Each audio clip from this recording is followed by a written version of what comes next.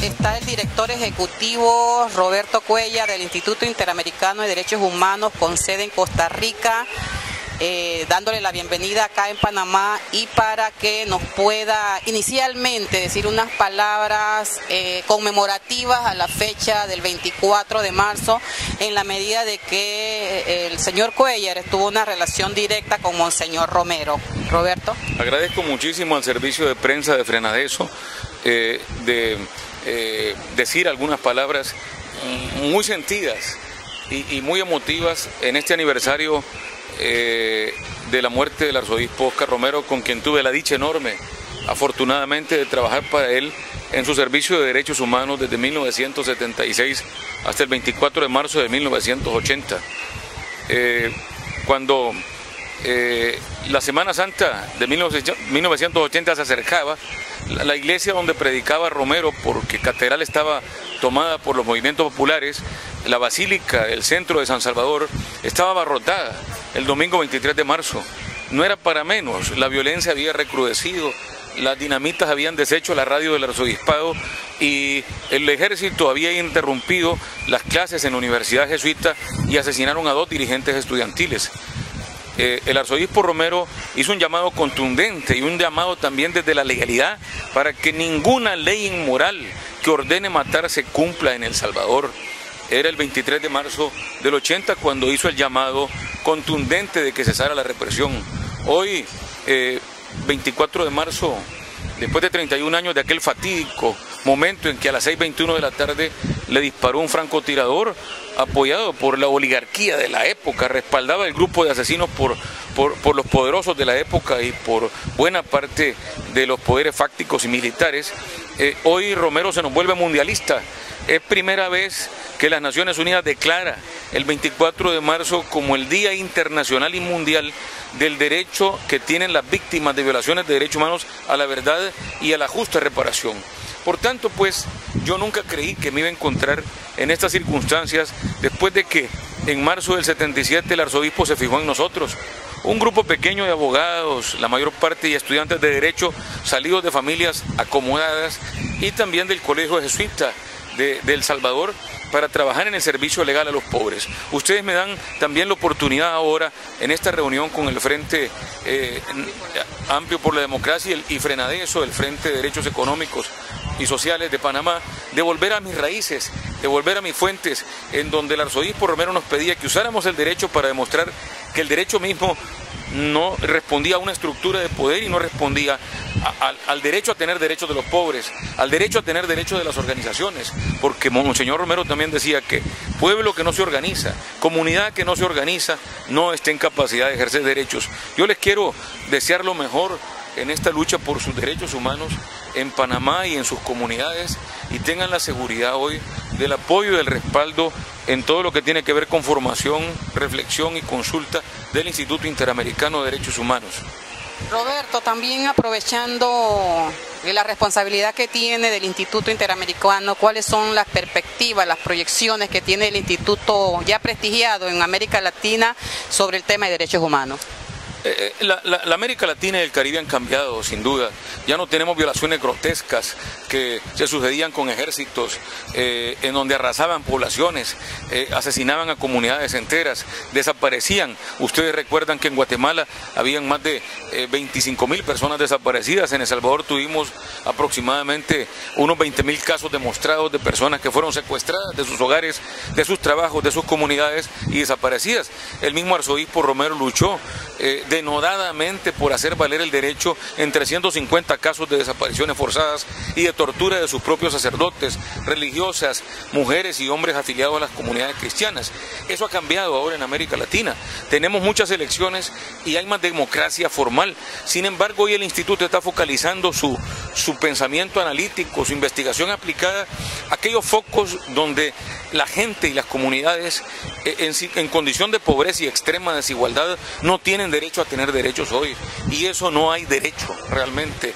En segundo lugar, estamos reconceptualizando la universalización de la democracia como tal, porque hay una falsa estructura o una falsa universalización de la cuestión de la democracia al esconder, al estrujar y al tener en un relegamiento prácticamente miserable, sin derechos a tener derechos a más de 150 millones de personas en América. Hoy mismo comentábamos con ustedes el problema grave del derecho a la participación política. No dotan de recursos ni siquiera a la población que necesita de un documento de identidad, mucho menos el derecho electoral impide que organizaciones populares que quieren correr y convertirse en partidos políticos que representen e incluyan a la población relegada son condicionadas a requisitos que no pueden cumplirse porque no hay recursos o porque hay una férrea estructura de exclusión. El instituto está tratando de reflexionar precisamente sobre el problema de cómo democratizar más la democracia desde el derecho popular de los derechos humanos como tal. Y digo derecho popular no como un esquema revolucionario, que no estoy planteando nada de eso, sino un esquema que desde abajo plantee y desde las poblaciones más relegadas plantee cuál es la crisis de la democracia hoy y de los derechos humanos. Yo recuerdo que Romero nos decía hace buen tiempo de que los derechos humanos no son universales mientras existan poblaciones desfavorecidas que, como el profeta Amós lo decía, no les cambian las sandalias por la dignidad y por la pobreza. La inmensa riqueza estruja a la pobreza.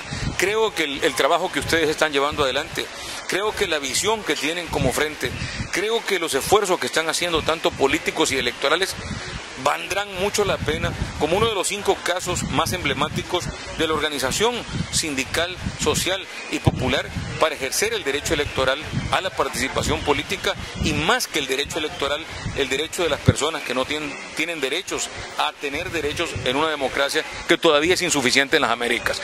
Ese es el reto que nos hemos propuesto y esto no es fácil llevarlo a cabo.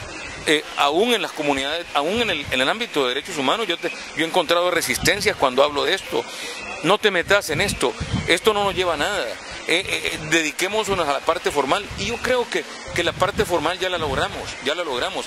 Hay elecciones correctas, pero a veces le falta legitimidad a estos procesos, y eso es lo que queremos demostrar. Yo termino mi mandato en el Instituto Interamericano a final del 2013 y quiero dejar un estudio desde la realidad más real, con un baño de realidades de cómo la democracia le falta mucho por incluir a nuestras mayorías muy desfavorecidas en nuestros países. En América Central y el Caribe, indudablemente que está habiendo un despunte, un despliegue del movimiento social a involucrarse en procesos electorales como una posición táctica para contribuir al cambio de la situación de injusticia que hay en América Latina. El caso de Guatemala, el caso de propia Honduras, en Dominicana, el caso de Panamá. ¿Qué opinión le merece a usted este avance, si se quiere plantear por parte del movimiento social en América Central y el Caribe? Yo creo francamente que esta primera década del siglo XXI no ha sido una década perdida para los derechos humanos.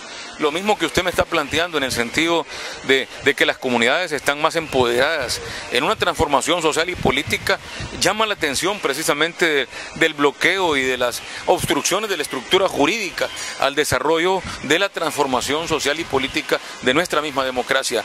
Yo no he escuchado a nadie de ustedes ni a nadie de las comunidades decir que hay que tumbar a los sistemas, que hay que tumbar a los gobiernos. Al contrario, lo que están tratando ustedes es mejorar, oyendo los clamores del pueblo, escuchando los clamores de la gente más desfavorecida y colocando en una plataforma electoral para transformación política y social de nuestras sociedades democráticas también.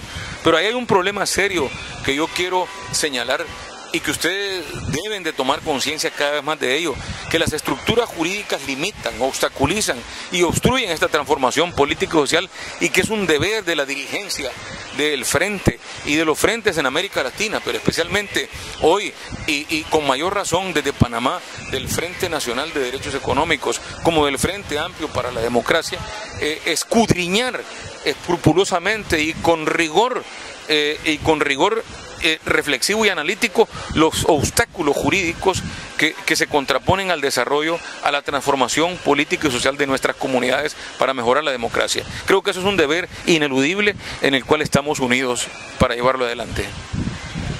Gracias a Roberto Cuellar, director ejecutivo del Instituto Interamericano de Derechos Humanos con sede en Costa Rica, por sus declaraciones para Frenadeso Noticias. Reportó Gloria Esther Castillo.